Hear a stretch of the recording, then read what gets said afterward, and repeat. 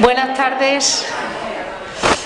Bueno, continuando con nuestro ciclo Vivir en Roma, hoy le toca el turno a una compañera del museo, Pilar Caldera. Creo que no es necesario presentarla aquí en el Museo Nacional de Arte Romano, porque es una persona que lleva en esta institución, no voy a decir casi como los pilares del museo, pero porque somos una institución muy antigua, de 1838, pero bueno, ella lleva en esta institución y en la sede de la Iglesia de Santa Clara, donde buena parte del equipo del museo comenzó en su momento. Pilar, como saben, está trabajando, está haciendo una magnífica labor aquí en el museo con muchos de vosotros, con el voluntariado cultural, y precisamente el tema que ella eligió para la conferencia de hoy, las fiestas estacionales en la Roma clásica, vertebradas hacia Augusta Emérita, es uno de los asuntos de los que ella se ha ocupado últimamente más. De hecho, buena parte de todas las actividades que se programan en su departamento están relacionadas precisamente con la celebración de esos hitos en el calendario romano. Buena parte de los cuales hemos heredado en nuestro calendario actual, porque al fin y al cabo nuestras fiestas tradicionales son fiestas agrícolas, son fiestas relacionadas con los ciclos de la vida, en suma. Yo además le quiero hoy agradecer especialmente a Pilar Caldera, que hablando de ciclos estacionales y de ciclos de la vida, hoy precisamente es su dies natalis, con lo cual el agradecimiento es doble, no solamente porque haya aceptado la celebración o la realización de esta conferencia, sino porque lo haya hecho hoy en el día de su cumpleaños, ¿no? Para celebrarlo ya, para cerrar la jornada con esta actividad a compartir entre todos nosotros. No me quiero extender más, agradeceros a todos vuestra fidelidad y le voy a dejar a Pilar con el uso de la palabra, porque sin duda que va a ser una intervención muy interesante en torno a esos ciclos estacionales. Espero que termine bien su dies natalis. Muchas gracias, Pilar. Gracias, Trini.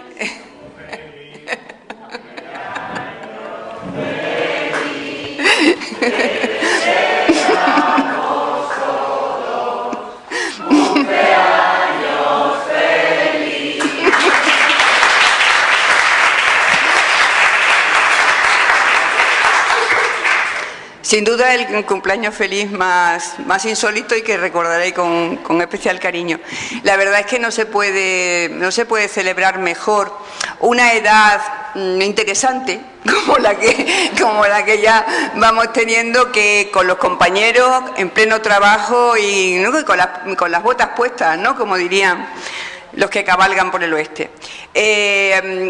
Cuando hacíamos el programa, dijo Trini, ¿es tu cumpleaños? Y dijimos, bueno, pues ya está, en vez de soplar las velas, pues hablamos al micrófono. Cuando planteamos la posibilidad de hablar de esta temática dentro del ciclo de conferencias, Trini lo hizo muy especialmente por lo que la vinculación, como ella ya ha expresado, que de estos temas con algunas de las actividades que estamos teniendo, ¿no? Yo agradezco muy especialmente que se incluyera así, porque, entre otras cosas, muestra la sensibilidad que este museo tiene hacia los temas de recreación histórica y que Trini ha demostrado sobradamente. Igual que antes lo hizo Chema, y es muy importante, te lo agradecemos todos os lo agradecemos a los dos, ¿no? Todas las personas que se dedican a su tiempo a la recreación histórica, ese interés y el interés de este museo. Bueno, vamos a hablar de algo importante dentro de la religión romana, como es la forma de acotar el calendario, amojonándolo con una serie de fiestas que podemos llamar estacionales, pero que en realidad, después de pensarlo, cuando ya estaba montando las imágenes y tal, podíamos haber llamado muy bien fiestas del tiempo, porque no solamente se trata de las estaciones, sino que vamos a ver algo interesante. Vamos a ver cómo varían el calendario y a qué divinidades se va cambiando unas por otras cuando pasamos del calendario lunar, al viejo calendario lunar, al calendario solar. Y sobre todo cómo se va resignificando esas fiestas pudiendo decir que en la mayoría de los casos hay un antes y un después de la intervención de Augusto y de todo lo que es esa recuperación del Amos Maiorum, de la costumbre de los antepasados, que en el tema de las fiestas va a ser muy especial. Evidentemente, hablar de todo el calendario festivo, de todo lo que tienen, todas las fiestas que tienen que ver con el mundo agrícola o con el cambio del tiempo sería muy inabarcable. Vamos a ver fundamentalmente las que he comentado, aquellas que tienen que ver con el año viejo y el año nuevo, y las principales que van a hablar de los ciclos de la tierra, sobre todo hablando de los momentos de fertilidad de la tierra, los momentos que la tierra vuelve a descansar para propiciar un nuevo brote de fertilidad. Y empezamos con la fiesta que iría, la última fiesta que iría justo antes del Año Nuevo, cuando el Año Nuevo en Roma era el 1 de marzo. Se trata de una fiesta que Cicerón diría de ella que era anterior a la civilización y al raciocinio del hombre. Es una fiesta que bueno, es muy antigua, pero tiene unos rasgos que van a ser modificados a lo largo de los siglos, y es una de las fiestas más duraderas en Roma, porque hay indicios de ella desde el siglo VI, VII a.C., como palabras de Cicerón incluso antes, y los últimos testimonios están 10 siglos después de la era en Constantinopla. Como pueden ustedes ver ahí, está relacionada, las imágenes que he querido sugerirles están, por una parte, relacionada con la fundación mítica de la ciudad y, por lo tanto, con la loba. Vamos a ver un poco el desarrollo en grandes rasgos de la fiesta para luego poder ver la significación y, sobre todo, la utilización política que Augusto va a hacer de esta fiesta. La fiesta se celebraba en la tercera aurora después de los idus de febrero, o sea, equivalente a el 14 de febrero. Y esas palabras esa frase tan poética no es mía, es de Ovidio, que nos coloca exactamente el momento de la celebración de la fiesta, el 14 de febrero. Y todo gira en torno a la figura de la loba, y hay unos rituales que son los que van a hacer que, bueno, pues que se haya escrito mucho sobre esta fiesta y pensado mucho sobre ella. En ese día se subía hasta una gruta en el Palatino, donde supuestamente la loba capitolina iba o amamantó, ¿no?, la gruta en la que amamantó a Rómulo y Remo. Allí, con el Flamen Dialis, que saben ustedes que es un sacerdote, el sacerdote de los sacerdotes, o sea, el más importante, y ante la presencia de las vestales que van a estar fabricando la mola salsa, o sea, el pan ritual, pues se mata a una cabra y sobre todo a un perro y una cabra, y con la sangre de esos animales el Flamen Dialis va a rociar la cabeza, sobre todo la frente, pero toda la cara de los sacerdotes, los lupercos, que van a intervenir posteriormente en todo el resto del ritual. Y en ese momento, cuando el sacerdote embadurna su cara, ellos de forma ritual rompen en carcajadas.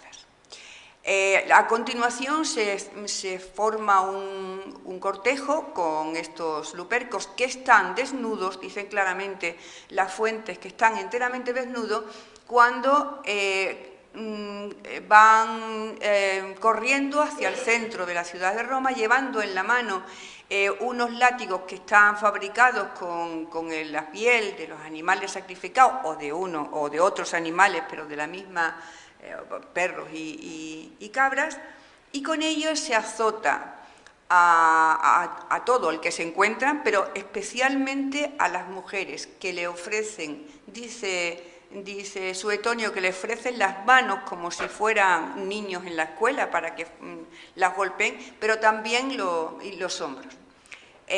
Lo que se ha identificado con un rito de fertilidad, o sea, intentar dar fertilidad a la mujer, y de hecho en más de una ocasión hay testimonios de mujeres que se prestan especialmente a esos látigos porque aún no habían podido concebir.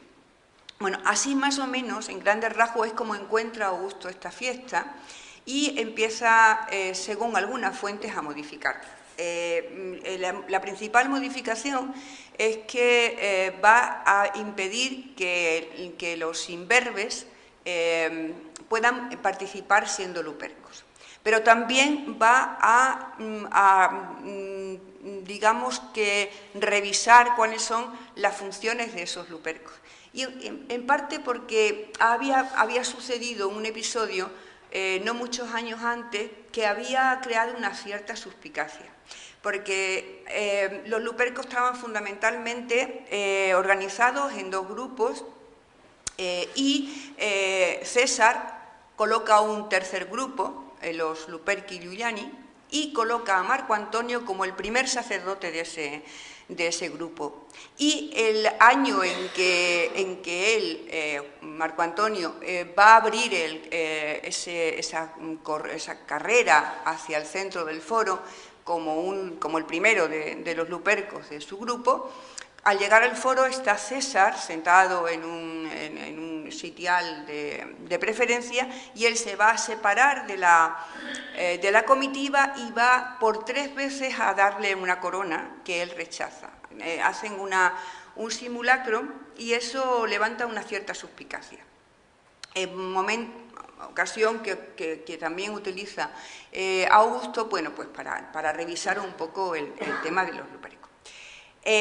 Hasta hace muy poco tiempo esto se explicaba así, simplemente como una religión o como un acto muy ancestral y solamente relacionado con la fertilidad. Pero lo cierto es que a partir de Augusto se va a dar una significación, se va a explicar especialmente o hacer especial hincapié que estos lupercos vienen desde el origen mismo de Roma, lo asocian a Rómulo.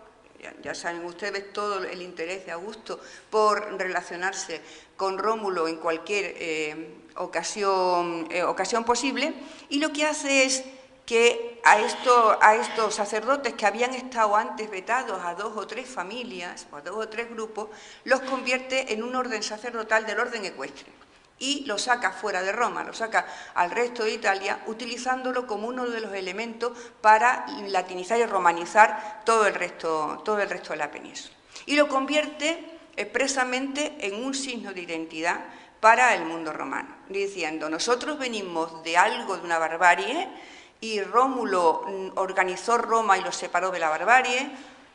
Augusto salvó a Roma de la barbarie que suponen las guerras civiles, y estos lupercos que recuerdan esos primeros tiempos ahora pertenecen a la sociedad, a la juventud que nos va a garantizar pues el equilibrio y el orden.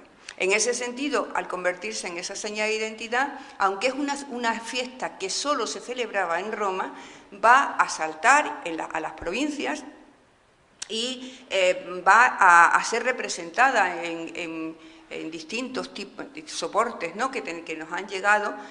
Siento no poder haber encontrado una imagen en condiciones de una de los testimonios que tenemos en tierras lusitanas sobre esta fiesta. Es un mosaico que se expone en el Museo Nacional de Arqueología de Lisboa. Es una escena de termas, y ahí, entre otras escenas, pues se recuerda una escena de los lupercos.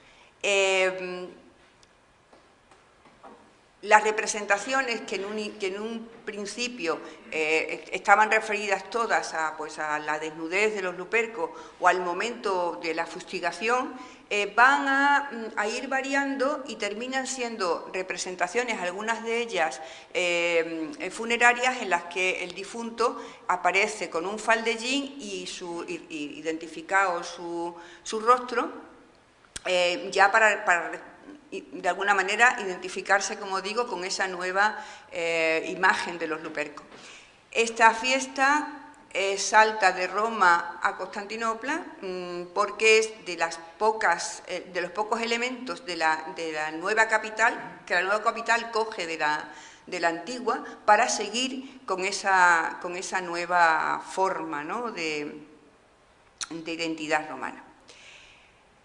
Era tanta la fuerza de esta y la pervivencia, después que Teodosio acaba con todos los ritos paganos, sigue esta fiesta de alguna manera, que la Iglesia Católica la cambió, ¿no?, que intentó acabar con su fuerza colocando en su lugar la procesión de las candelas, una fiesta relacionada con la Virgen y posteriormente con San Valentín. Nosotros, por ejemplo, en este museo celebramos las Lupercalias y el Valentín romano, explicándole al público quién era ese supuesto Valentín, que no es un solo, hay más de un Valentín, pero bueno, contando lo que pasa con el San Valentín, que fue decapitado en un 14 de febrero. Por lo tanto, aquí tenemos el primer caso de una fiesta utilizada como elemento de identidad del mundo romano. Vamos ahora con el primer día del año en el antiguo calendario lunar, el 1 de marzo. En ese día se recordaba a Juno, que, como saben ustedes, como todas las grandes diosas del panteón clásico, pues reunió en torno a sí muchísimos epítetos que hacían referencia a sus muchas cualidades. Era Juno Moneta, por ejemplo, que por su capacidad de adivinación, o Juno Sóspita, que es la salvadora. En este caso es Juno Luquina, la protectora del embarazo y los partos.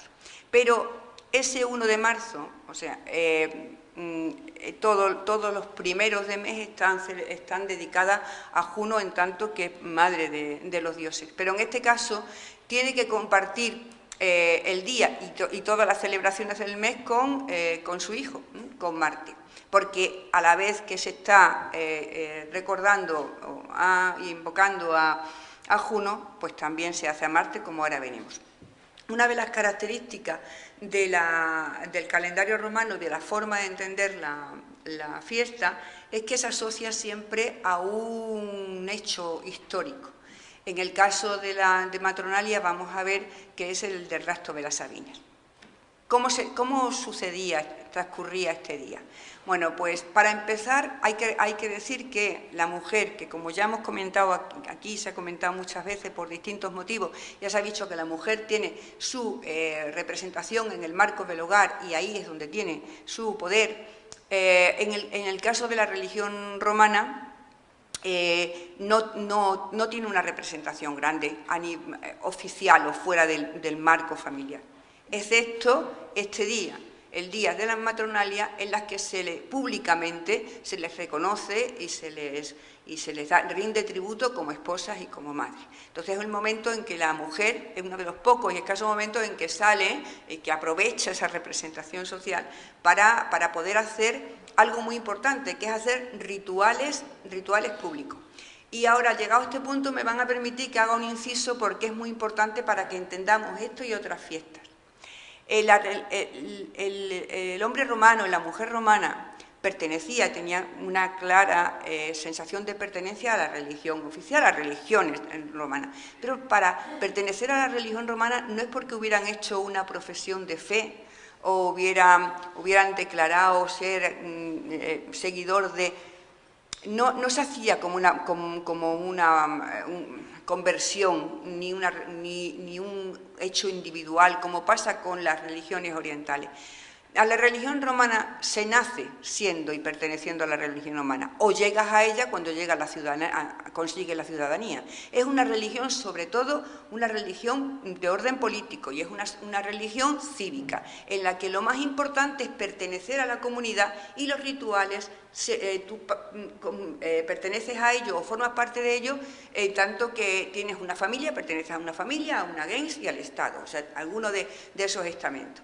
Y vamos a ver cómo hasta los esclavos tienen un papel en algunas de estas fiestas, porque no son tratados desde ese punto de vista, como diría Barrón, no son instrumentos para la agricultura, sino son un escalón de la sociedad. Es verdad que el último, pero un escalón a la que de alguna manera también se los incorpora a la fiesta, con la intención de que todo ocupe su lugar y que la pax deorum, o sea, la paz de los dioses en relación con los hombres, no se altere.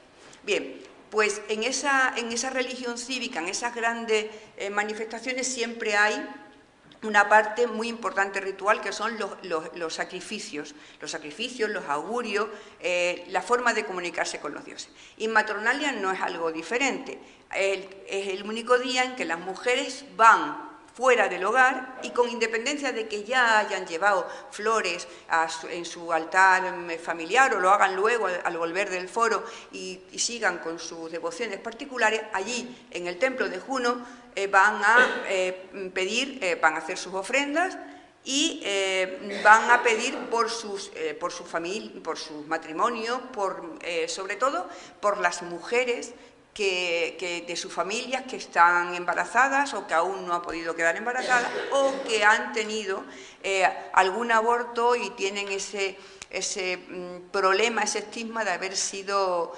una posible causa de la ruptura de esa paz de oro en que hablamos, ¿no?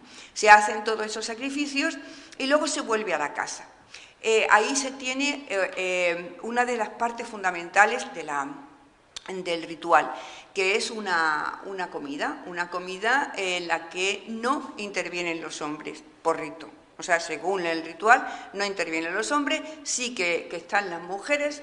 Tenemos que imaginarnos una casa, una matrona, que ha reunido en torno a ellas miembros de sus familias, más jóvenes, otras mujeres, amigas, hacen una gran comida, y en ella sí intervienen las esclavas que van a ser servidas por sus amas durante esa comida. En el caso de Matronalia, como luego veremos en Saturnalia, intencionadamente se cambia el orden social con la intención de que durante un momento se cambia el orden para que luego el resto del tiempo todo vuelva a ser a su sitio. O sea, las esclavas participan activamente de la fiesta, y esa participación implica que reconocen su condición servil, que abandona durante un tiempo, solo unas horas, para luego volver a ella. Y es un momento también en el que las mujeres aprovechan para recordarse entre sí a esas grandes matronas que actuaron como salvadoras de la patria en más de un momento importante de la historia de Roma, y que tienen que ser recordadas, pero también tienen que ser de alguna manera utilizadas para servir de modelo de educación a las jóvenes que tienen que llegar con el tiempo a ser matronas. En el caso de las matronalias, como está directamente relacionada con el rastro de la Sabina y de la angustia de, bueno, ¿y por qué con este en concreto? Pues se cuenta, y nos dice Ovidio muy expresamente, que fue un 1 de marzo, cuando las matronas estaban en el templo de Juno cumpliendo con sus ritos, cuando le pidieron ayuda para coger fuerza y colocarse entre los maridos y los hermanos que venían a lavar su honor, ¿no? Colocarse en medio, llevando a sus hijos en brazos, para demostrar que ellas ya eran esposas de los romanos, aunque habían sido arrebatadas, y que tenían hijos, ¿no? Y para que así parara la guerra. Y que fue Juno precisamente la que les ayudó, potenciando lo que en ese momento era Juno Luquina, o sea, protegiendo las nuevas familias que habían sido fruto de esa unión, siquiera iniciada a la fuerza, pero una unión al final, entre las sabinas y los romanos. Y hay un personaje que fue determinante en esta historia, una mujer que se llama Eresila, y que fue la primera que se puso al frente de las mujeres diciéndole algo muy contundente: ¿qué queréis ser? ¿O esposas o viudas? Entonces, si vamos a ponernos delante de ellos y vamos a intentar que razonen, ¿no? Y eso es lo que en esos convites, entre otras cosas, se recordaba la historia de Isila. Un banquete, como digo, exclusivamente femenino, donde la danza tenía mucha importancia. Se habla de que las mujeres danzaban al son de las flautas hasta que alguna ya caía rendida. Eran bailes de tripudio, o sea, luego veremos otros bailes parecidos en los que se golpeaba el suelo y se movían las caderas y los brazos, pero todo femenino, todo en torno al mundo femenino. Y el hombre, pues el hombre estaba alejado de ello. Antes de iniciar ese ritual, habían llegado, les habían dado sus regalos, les habían dicho que eran las matronas más importantes de la ciudad y se habían marchado. Pero algunos se quedaban. Quedan restos que nos quedan testimonios de que algunos, más de uno, se vistió de mujer solamente para saber qué decían, qué hacían y qué decían en esos momentos. También salieron un poco apaleados, claro, pero intentaron con curiosidad hacerlo. El día terminaba con entregar en el altar familiar flores y tal. ¿Y qué hacían los hombres mientras? Hemos dicho que ese día y una buena parte de ese mes estaba dedicado a Marte. Marte, como saben ustedes, Marte es una divinidad muy compleja que tiene muchísimas facetas y muchas historias diferentes, pero bueno, lo asociamos como dios de la guerra, ¿no? Y en este caso como dios de la guerra. Durante el mes de marzo se celebraban las antiguas batallas, se recordaban las antiguas batallas a través de la intervención de unos sacerdotes, soldados que se llamaban los salios. Los salios significan los danzantes. Ellos salían a las calles y danzaban. Llevaban todos una forma muy peculiar de vestir. Llevaban unos, como ven aquí, unos escudos arriñonados, de pequeño tamaño, y además ellos iban vestidos con unas túnicas de un color distinto del que solían llevar, más hacia el morado, pero sobre todo llevaban unos gorros que no son los normales en un soldado, que es el pileus, es el gorro que llevan los que van a ser manumitidos, los esclavos libertos. Y los escudos no son golpeados en la danza, no son golpeados con una espada, sino con unas porras, ¿no? Con unos palos. Estos hombres lo que hacen es, primero de todo, es proteger el escudo sagrado que ahora les comento, porque fue un 1 de marzo precisamente cuando el rey Numa, ya saben, en los inicios de la historia de Roma, el rey Numa recibe directamente de los dioses de las alturas, recibe un escudo que él hace esconder entre otros 11 iguales que hace fabricar para eso, para esconderlo, y le da la custodia a estos salios, a estos sacerdotes soldados. Entonces ellos salen varias veces durante el mes de marzo con ese escudo y los 11 que son su réplica, y danzan en la calle. Sus danzas están seguidas de un cántico, el Carmen Saliare, de los que nos ha quedado unos restos de esos cánticos, de esas palabras y esas invocaciones que decían, y daban grandes saltos mientras golpeaban los escudos. Esos movimientos lo que significaban era, o lo que han querido ver muchos investigadores, que esos emulaban los movimientos de un combate, para celebrar las antiguas victorias y sobre todo para alejar, con un sentimiento mágico y mágico supersticioso, con esos golpes, alejar el espíritu de los enemigos que habían sido vencidos en las batallas y honrar la memoria de los héroes propios que habían perecido en esa batalla.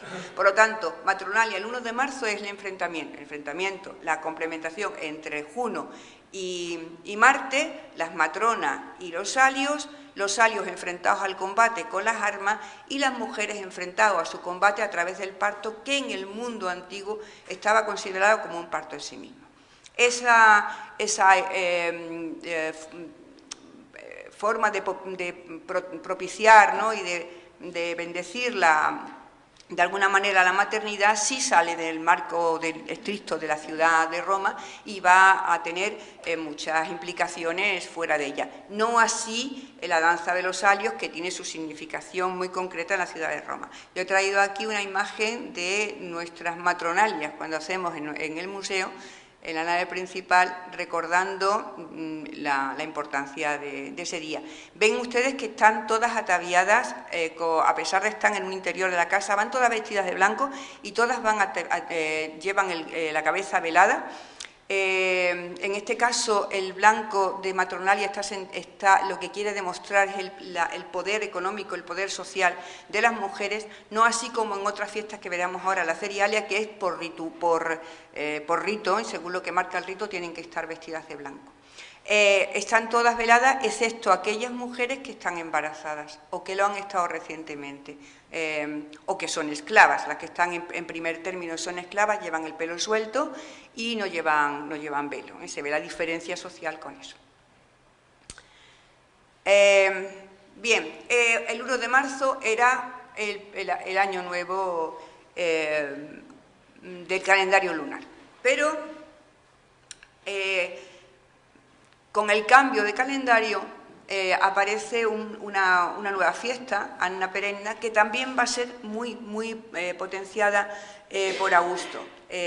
Anna Perenna se celebra en los idus de marzo, y tiene sentido que sean los idus de marzo, porque estamos hablando de un tiempo nuevo. Los idus de marzo marcan el comienzo, ¿no?, de un tiempo nuevo que está regido por Augusto. Bien, pero ¿quién es este personaje, Anna Perenna?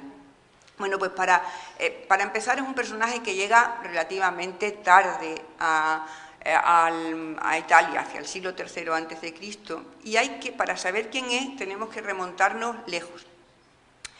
Y además hay que ver desde el principio que es una construcción política que Virgilio va a enhebrar perfectamente, y que a partir de la Eneida pues se le va a dar, se le va a desarrollar un personaje de la Eneida, va a ser muy desarrollado luego y terminará siendo una divinidad. Bien, para ir a Anna Perenna tenemos que ir a Dido. Recuerdan ustedes que Dido es la reina de Cartago, que es la que va a recibir a Eneas en su periplo desde Troya, y con la que va a tener un amor apasionado, pero que va a abandonar para seguir los designios de los dioses, y ella se va a matar, pero se va a matar en la pira con la espada de Eneas, que la ha pedido previamente, con lo que es una ceremonia mágica, de alguna manera, para asociar el espíritu de Eneas al suyo. En fin, una cosa que nos llevaría a hablar mucho rato, pero que fue un suicidio, decir, me mato, pero voy a intentar que mi sombra, ¿no?, siga contigo. Bien, pues esta reina Dido tenía una hermana pequeña que se llamaba Anna, y que había sido un poco la que llevaba a unos y a otros su recajo amoroso, ¿no? Y le decía a Eneas lo que le quería Dido, y a Dido lo que quería Eneas, y que bueno, cuando su hermana se mata, y con miedo de ella no haber hecho lo suficiente, ella huye de Cartago. Huye de Cartago y va a ir por todo el norte de África hasta recalar en Sicilia, en las tierras de Sicilia, y de allí saltará a Italia, y curiosamente volverá a encontrarse a Eneas, que por su camino ya también había llegado a Italia. Se encuentran los dos y, curiosamente, ella, que no había tenido por Eneas más sentimiento que el que su hermana le quisiera, pues de pronto empieza a enamorarse de Eneas. Y una noche Anna en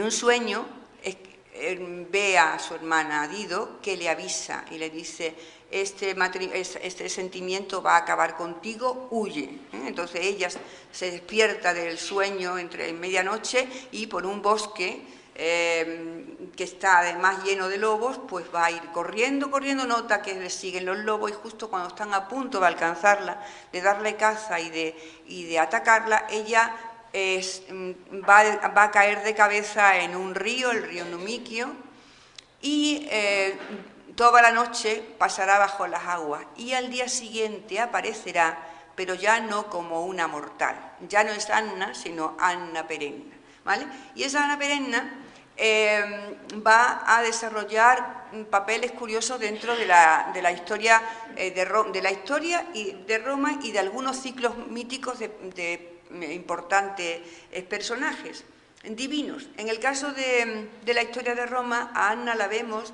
cuando hay la revolución de la plebe, que hace que los patricios tengan que subir y estar durante un tiempo tras las murallas, ¿no? Están sitiados. Y durante ese tiempo una mujer, una viejecita, todos los días aparecía y les llevaba bandejas de pasteles para alimentarlos y que pudieran aguantar el sitio. Poco después de que ya se soluciona el conflicto bueno, se nombra los tribunos de la plebe, todo esto que ya ustedes saben, pues va a ser reconocida esta vieja, la van a identificar como Anna Perenna y va a ser uno de los agradecimientos que tenga ya como diosa. Y otra de las actitudes un poco chocantes de esta diosa tiene que ver con Marte. Marte, como saben, mantuvo durante mucho tiempo de su vida unos amores ilícitos, pero además muy intensos con Afrodita.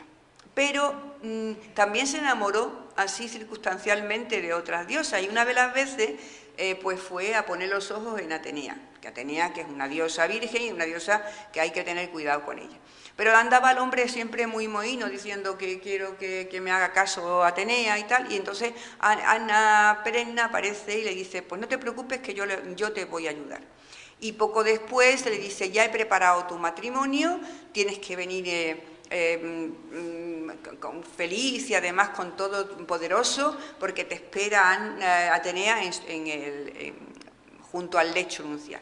Entonces, bueno, pues este dios va todo apasionado y en el momento en el que tiene que levantarle el velo a la novia, cuando levanta el velo no es Atenea, sino Anna Perenna, vieja y así riéndose de él. Con lo que él sale corriendo y no quiere verla.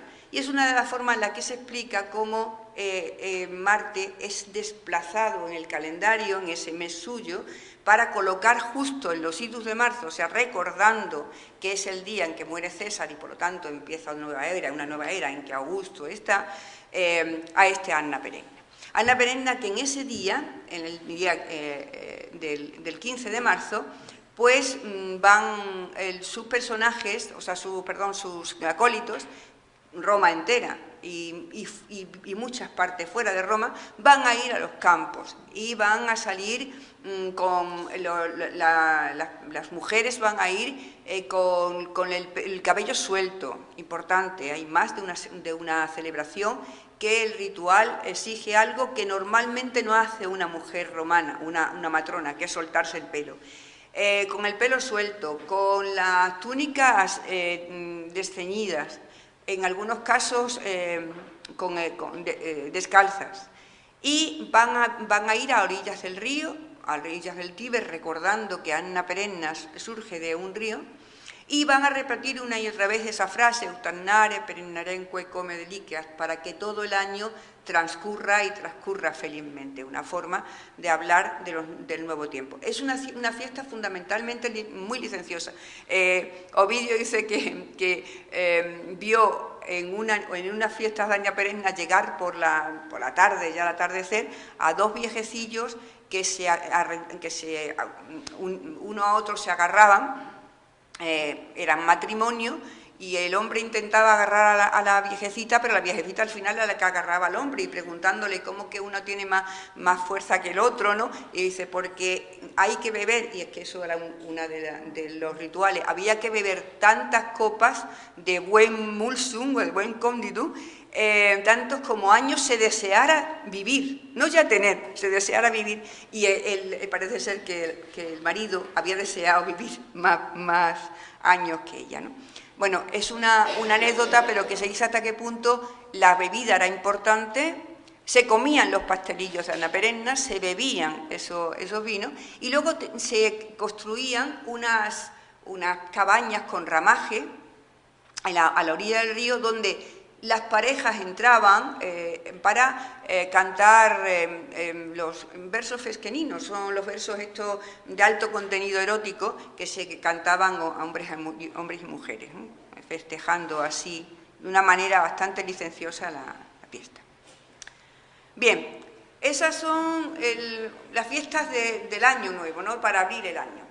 Y vamos a coger de todas las fiestas que tienen que ver con la apertura y el cierre del año agrícola, esta que es especial, las de la Cerialia, que se celebran en abril, pero que también tienen una continuación en septiembre, y que, bueno, en que están centradas en una de las grandísimas diosas del panteón clásico, como es Ceres.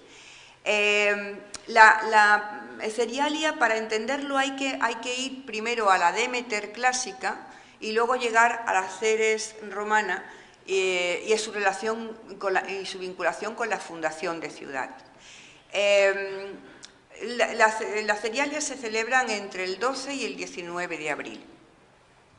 Y el último día de la Cerialia hay una parte que choca mucho porque no tiene mucho que ver con esta diosa. Les comento. Ceres fue la primera diosa que enseñó al hombre a que sustituyera las bellotas por el trigo, ¿vale? O sea, digamos que le ayudó a mejorar su alimentación, pero también fue la primera que les indicó cómo enganchar a un carro los bueyes, y por lo tanto hizo que pudieran abrirse los surcos y que la tierra aireada por primera vez viera el sol. O sea, con eso se asocia especialmente a las cosechas, y es una diosa. También Ovidio nos lo comenta, ¿no? Que es una diosa que gusta de la paz, que gusta ser relacionada con la paz, y quiere una fiesta sencilla en la que se le entregue solamente unos panes rituales, y sobre todo que en su altar se coloquen la sal y unos granos de incienso. No quiere más. Ahora, eso sí, todos los que están en su fiesta tienen que ir vestidos de blanco. No puede haber lana negra en la Cerialia ni nada que lo recuerde.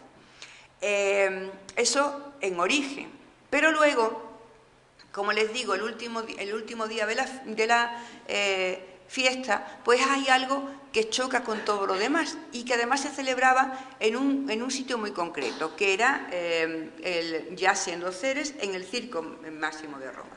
En ese momento se sacan zorros a la que se le añade, o sea, se le ata en la cola antorchas ardiendo, y hacen que corran los zorros hasta que se le consigue cazar. Siempre se ha comentado que eso significaba un recuerdo de cómo se queman los pastos después de las cosechas, o de que el rojo del fuego servía para luchar contra el rojo del roya, se llama, de la roya de la enfermedad que tienen los cereales. Hay una teoría que cada vez va teniendo más fuerza y que parece bastante ya, que se asegura, ¿no? Ya bastante, y que vuelve a tener que ver con la reinterpretación agustea de algunas fiestas. Cerialia va a terminar reconociéndose con los inicios mismos de la historia de Roma. Se trata, otra vez más, volvemos a Eneas. Eneas estaba en el momento de la fundación de la ciudad de Lavinium, y en ese momento ve en un bosque vecino que se produce un incendio, empieza un incendio con mucha fuerza y ve a un águila que con las alas está haciendo que el incendio coja fuerza, y a un lobo que lleva en la boca trozos de madera para colocarlos en el fuego y para que coja más fuerza, mientras que un zorro coge agua con su cola e intenta apagar el fuego. Eso Eneas lo interpreta como algo de buen augurio, diciendo la ciudad que vamos a crear va a ser muy importante y va a ser, pero va a ser envidiada por los alrededor. Y cuando estaba en eso, pensando en eso, una cerda blanca que le había acompañado de su viaje desde Troya y que iba a ser sacrificada en ese momento de la fundación de Lavinia, se escapa de las manos de Eneas y justo un poco más allá de haberse escapado va a parir 30 crías. Eso uno lo interpreta como que Eneas tenía que fundar 30 ciudades más aparte de la que estaba haciendo, o como parece ser que es la más extendida, según los distintos textos clásicos, que 30 años después de esa ciudad se funda Alba Longa, y Alba Longa lleva su nombre en parte por el color de esa cerda. Lo cierto es que parece ser, y los textos lo dicen, aunque no hay documentos arqueológicos, que las figuras de estos animales estuvieron presentes en el foro, al menos en el foro de Lavinium y de algunas otras ciudades importantes del momento. Y que esa cerda que sirvió para indicar la creación de Alba Longa es la que se sacrifica a Ceres cada año cuando empieza la Cerialia, precisamente porque es la diosa que va a propiciar la fundación de las grandes ciudades. Y además hay otro punto más de esta fiesta que sirve para relacionarla con la fundación de ciudades, que es que el mundus es un hoyo que se cava en el momento en que se va a fundar una ciudad y se colocan cosas dentro, rituales, y se cierra, bueno, para el buen funcionamiento de la ciudad. Que podemos recordar que lo hacemos con algunos edificios, ¿no? Cuando colocamos algo, un periódico, lo que sea, algo, bueno, pues eso. Y eso ritualmente se abre 3 veces al año, en días muy determinados del mes de mayo, del mes de agosto y del mes de noviembre, pero además, y muy con excepcionalidad, en la fiesta de la Cerialia, para recordar y asociar, como digo, Ceres a esto. Entonces, esta fiesta, esa parte arcaica, luego se va a ir cambiando hacia esa Ceres que sobre todo es fundadora de ciudades, que está asociada a esa religión política, religión de los ciudadanos, y en la que va a tener muchísima importancia su hija Proserpina. Va a ir cogiendo importancia en ciudades como Mérida, no solamente Proserpina, seguramente Ataequina, otra de las grandes divinidades que tuvieron alrededor de esta ciudad. Desde su fundación tendrían especial significación, porque en estos días de la Cerialia se celebran todos los días grandes banquetes, y esos banquetes recuerdan a aquellas buenas personas que abrieron sus casas y dieron de comer a la diosa cuando estaba peregrinando por las distintas ciudades intentando averiguar el paradero de su hija. Y ese peregrinar se llevaba, lo hacían las matronas con estos grandes desfiles en los que se llevaban, se llevaban elementos vegetales, pero no flores. Las flores estaban absolutamente prohibidas porque estaba cogiendo flores Proserpina cuando se la llevó Plutón. Solamente está permitida la amapola porque crece entre el trigo de Ceres, y porque fue utilizada por el mismo Plutón con su opio, darle un bebedizo a Proserpina que hizo que durmiera y se le pasara un poco el disgusto del rapto. Y entonces las mujeres que tienen que llevar ceñidas en este día, tienen que llevar ceñidas la cabeza también con elementos vegetales, lo harán con mirto o con narciso, pero no con ninguna flor, porque, como digo, está prohibida. Hay danzas, pero son danzas agrarias, son danzas en las que las mujeres golpean repetidas veces el suelo con los pies, en tripudio, que es movimientos de 3 pasos para abrir la tierra y preparar, para que la tierra se prepare para coger la simiente. Bien, otra fiesta que tiene que ver con el inicio de la primavera y que también es otra modificación que coge todo el contenido de las fiestas agrarias anteriores al cambio de era y que, bueno, en época augustea se la va a redefinir. ¿Quién es Flora? Pues Flora lo dicen las palabras de Ovidio, ¿no? Yo era Cloris, que ahora me llamo Flora. Yo era Cloris, la ninfa de las llanuras felices. Esta Cloris griega es una ninfa que es una ninfa de los bosques y que un día va a ser raptada primero y seducida después por Céfiro, que, como saben, es uno de los vientos buenos.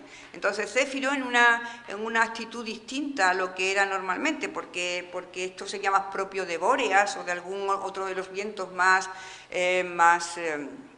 fuertes y con una personalidad un poco más irascible. Sin embargo, el dulce Céfiro es el que va a coger a Flora y la va a arrastrar, pero eso sí, Flora se va a enamorar de él, después de ser raptada, enamorada, y van a terminar casándose, con lo que Flora, que empezó con un rapto, terminó siendo ejemplo de buena y de perfecta casada. Ahí tendríamos mucho que hablar, porque es una forma casi de legitimar la violencia contra una mujer. Pero bueno, eso nos llevaría a otro camino. Lo cierto es que, bueno, si lo ven en una de las representaciones de cómo ha estado Flora a lo largo de la historia del arte, se le representa con un anillo, o sea, mostrando claramente el anillo de que es una mujer casada, bien casada, y que hace gala de ello.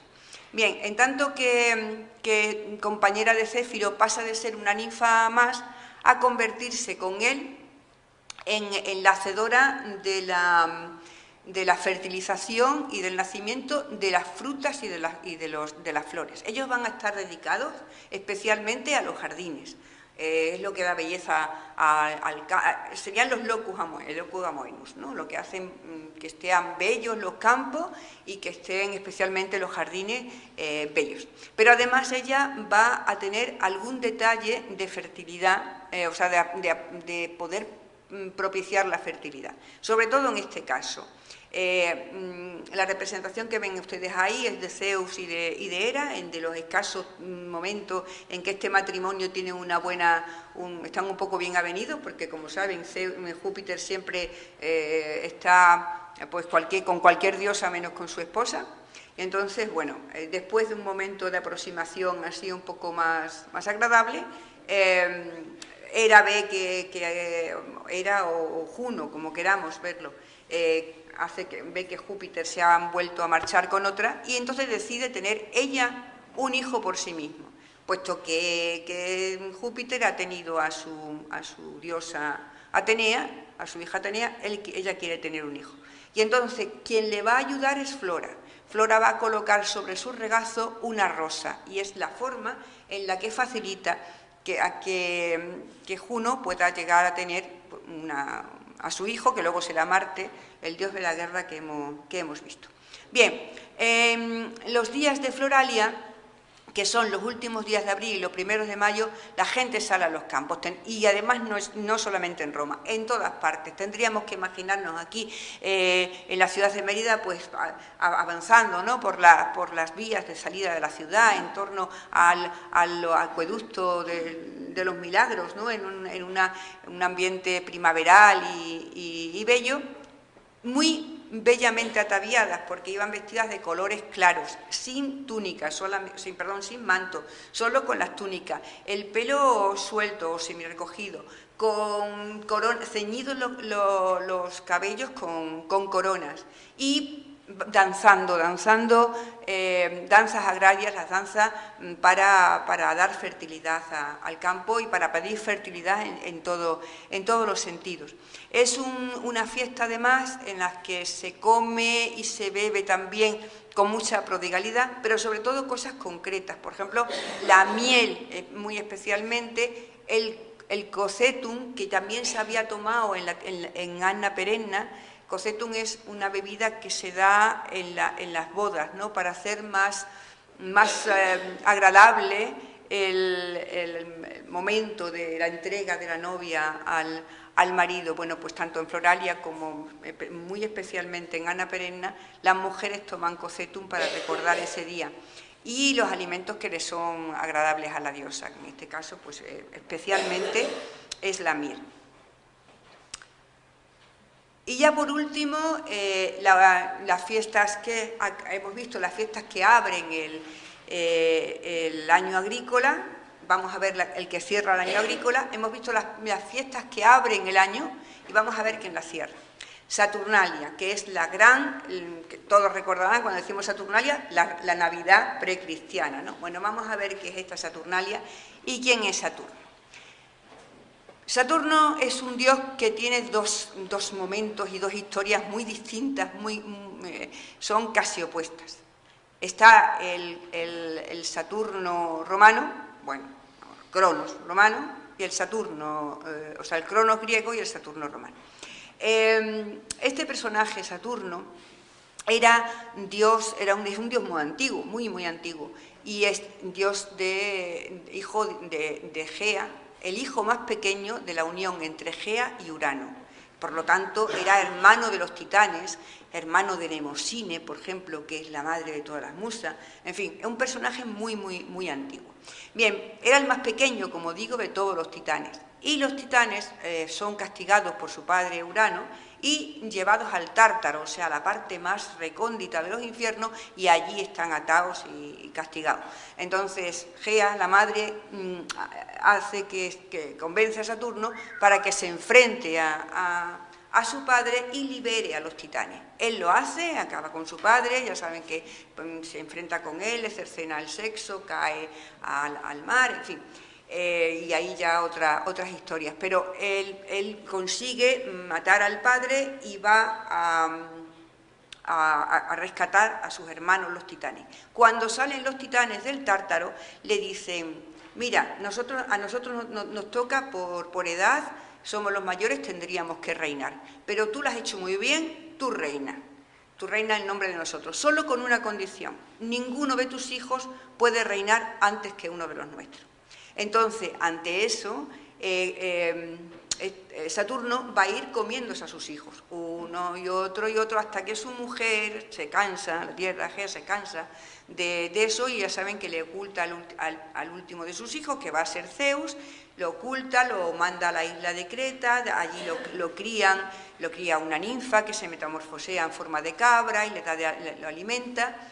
Y cuando llora, unos guerreros hacen el ruido con sus escudos para que no oigan los llantos. Total que el niño crece, Zeus llega a crecer, se enfrenta a su padre, y aquí hay dos partes del mito. Ahí dicen que mata al padre y él se coloca en el trono, y otro mito, otra parte del mito, otra versión, que dice que el padre va a ser llevado a una prisión y mantenido como prisionero. Entonces, de esa prisión Saturno va a huir y va a migrar hacia tierras italianas, llega hacia el Lacio, y allí, muy agradecido por la acogida que tiene, cambia, y ven que de ese hombre o de este dios que se comía a sus criaturas, se va a convertir en este dios bueno, bondadoso, que mira por los hombres, que va a ser el primero que le enseñe los trucos para la viticultura, la vinicultura, para los grandes secretos de la siembra, siendo el primer dios de un reinado de los hombres y abriendo una edad de oro que dicen literalmente en la que todo el mundo tenía todo lo que necesitaba, las casas estaban abiertas y nadie deseaba algo distinto de lo que era suyo. Entonces, cada 12 de diciembre, justo cuando han acabado las labores del campo y por lo tanto hay más tiempo para estar en casa, se ha cerrado la tierra, no se ha preparado y se ha cerrado y han dejado ahí la simiente para que poco a poco vaya germinando y nos sorprenda con otra primavera. Pues en esos días la gente vuelve a sus casas, están más tiempo juntos, toda la familia, hijos, padres, ya saben que la familia romana son los hijos, y los hijos naturales, más los adoptivos, más los esclavos, todos están juntos más tiempo en torno al fuego, son los días oscuros que hay que, con la luz, hay que hacer que se aparten las tinieblas e intentar invocar a los días claros, los días de luz que tienen que venir con la primavera. Y en ese ambiente es cuando se va al templo de Saturno, que su escultura está pues atada con unas lanas de colores y se desata para que empiece la fiesta. Una fiesta que tiene una parte importante, que es la celebración de un lestiternio, o sea, de unos banquetes públicos que en Roma pues están pagados por el mismo emperador y en las grandes ciudades pues por el ordo de cada una de las ciudades. Se hacen grandes sacrificios de animales y a esos animales se reparten junto con más comida y con vino entre todos los que están asistiendo a los sacrificios. Y en el caso de las ciudades pues igual. Y se celebran grandes acontecimientos, grandes eventos. Uno de los más importantes, esto que ven aquí, los juegos de gladiadores. Las ciudades podían tener juegos de gladiadores por muchos motivos y a lo largo del año, pero había uno que era absolutamente obligatorio, que es durante las Saturnalias tenían que ofrecer al pueblo un espectáculo de gladiadores.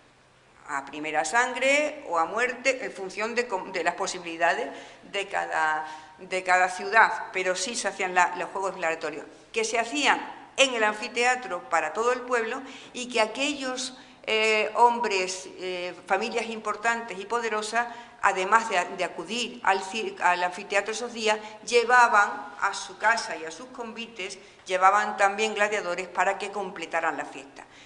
Con gladiadores y con bailarinas exóticas que decían que, bueno, que eran lo que creaban ese ambiente absolutamente un tanto disoluto y fuera de un poco de control, ¿no? En la Saturnalia pues es el lugar especial para consumir tetillas de cerda rellena, los platos de lengua de flamenco, el cabrito con miel y leche, la empanada de rosa y, por supuesto, el estofado de lirón. Aquellas cosas que eran las grandes delicatessen de la gastronomía romana. Y aunque esos, además, tenían un punto de disfraz, ¿no? Porque solían bailar y algunas de las danzas se hacían con figuras de animales que tapaban la cara en esos juegos casi de una mascarada que entenderíamos nosotros carnavalesca. Y a pesar de que es una fiesta que tiende al frenesí, ¿no? Hay una serie de cosas que están marcadas por ritual y que siempre se cumplían. Primero y principal, se cambiaba el orden social, como antes vimos en la matronalia. En el caso de las matronalias, las esclavas eran servidas por las amas. En este caso, hombres y mujeres, o sea, esclavos y esclavas eran servidos por sus amos. Los amos salían a la calle con el pileus, con el gorro, que en este caso no es que le decían que ellos iban a ser liberados de nada, sino que demostraban con eso que aceptaban el cambio social, el vuelco social que suponían las Saturnalias. Y luego, junto a eso había una serie de ventajas que los esclavos no tenían el resto del año, ¿no? Pues comían lo mismo que los amos, pero además tenían tiempo libre y se les permitía decir cosas que el resto del año no se les decía, ¿no? Hay algunos textos muy curiosos de decir, ahora te puedo decir todas las tonterías que me dice el resto del año, decírtelo. Yo no sé si no dice el texto lo que al día siguiente le haría el amo, ¿no? Cuando se acabaran las Saturnalias, pero bueno. Y eran también el momento en que danzaban juntos. La danza también en la Saturnalia tiene mucha importancia como elemento simbólico para separar, como digo, el mundo de la bruma y atraer la luz. Y luego había, en las sobremesas eran cosas muy importantes, ¿no? Porque se alargaban durante mucho tiempo, y los juegos de dados era uno de los grandes atractivos de la sobremesa, y junto con los niños estaban especialmente dedicados a servir de entretenimiento a los esclavos. Pero los niños también eran recompensados, porque en el último día de la Saturnalia ellos tenían su especial fiesta, su especial día sigilaria, que es cuando recibían este tipo de juguetes, o sea, eran pequeñas figuritas de cera y de terracota y nueces, ¿no? Nueces, símbolo de inmortalidad.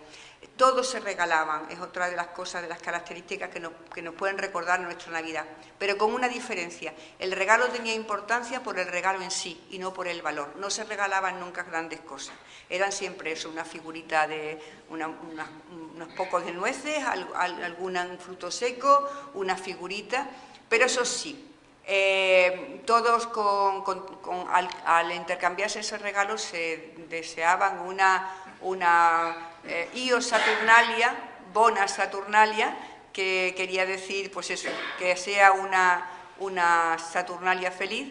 Y casi como estamos ya muy acercándonos a esos días bonitos de la Navidad, yo termino todo esto diciendo eso, que tengamos todos en este solsticio de invierno una buena Saturnalia. Gracias.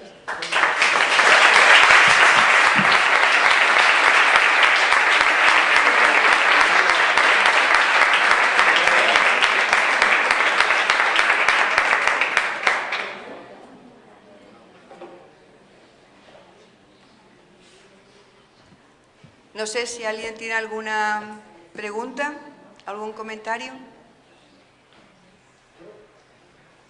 Sí. Dime. Lo primero, la intercambia, es que ha dicho tú efectivamente que la Iglesia Católica pues asimiló a la Candelaria.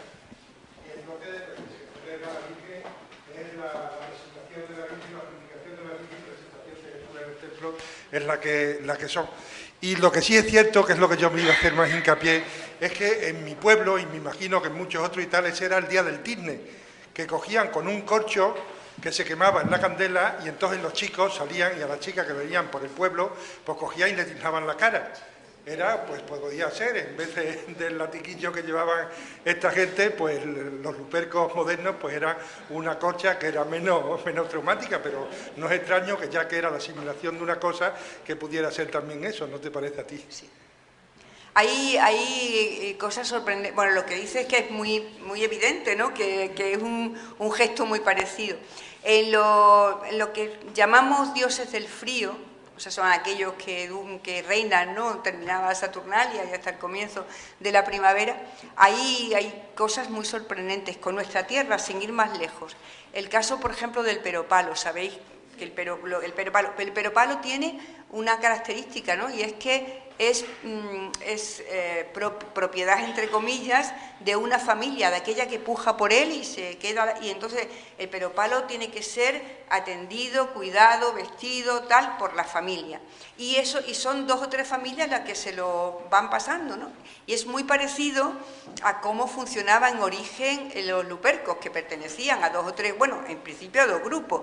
César incorpora un tercero, y no es hasta, como hemos dicho, que Augusto que abre, ¿no? Que abre más. Yo cuando estuve viendo el tema del peropalo me recordó muchísimo, digo, si esto es como la Lupercalia y es la misma fecha, ¿no? El decir, yo preparo esto, pero nadie os enteráis hasta que no, como con un secretismo, ¿no? De la misma manera que eran prácticamente secreto todos los rituales, por lo menos secreto el significado del ritual, de por qué tiñen la cara y todo esto, se repetía, pero no se sabía el significado, se decía que era ancestral y ya está, ¿no? Sí, es muy curioso, hay muchas parecidas.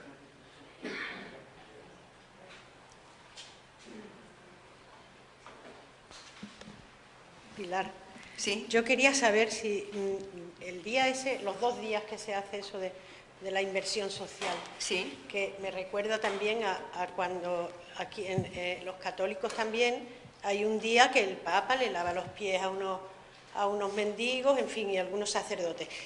¿Tenía también ese carácter moralizante que tiene en la religión católica o simplemente era una costumbre y ya está? No, sí lo tiene. Mira, sí, has dicho el tema del lavatorio de pies, ¿no?, de Jueves Santo, que ahí está reproduciendo un acto directamente de Jesús de Nazaret. Pero en la tradición cristiana hay algo que todavía se recuerda mucho más, que es el carnaval de los locos. El carnaval medieval de los locos, llegaban al interior de las iglesias y se cambiaba todo el orden, ¿no? Y se hacían aparentes herejías, ¿no? O sea, y lo hacían solo un día para que el resto del año todo estuviera igual. Y eso, que es el carnaval de los locos, que se hacía en época medieval, no sé si ha llegado más a época moderna, se está haciendo todavía en Sudamérica, ¿no? En las iglesias, por lo menos yo he llegado a verlo en las iglesias jesuíticas de la selva del Chaco, en Bolivia y en Paraguay. Hay unos días anteriores a la Navidad en que los indígenas entran y literalmente atentan contra la mesa de altar y hacen realmente burradas que luego ellos mismos van a quitar al siguiente día, ¿no?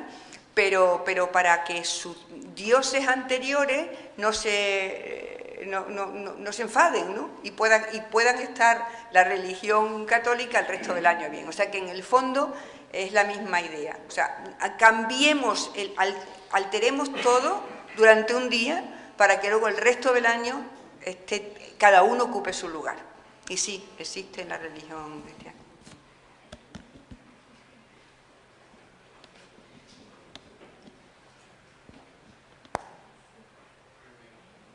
Bueno, muchas gracias. La próxima conferencia es... es verdad. El próximo jueves le esperamos a todos aquí. Es el Día de Difuntos, entonces habrá una conferencia centrada en el mundo funerario en Roma. Gracias.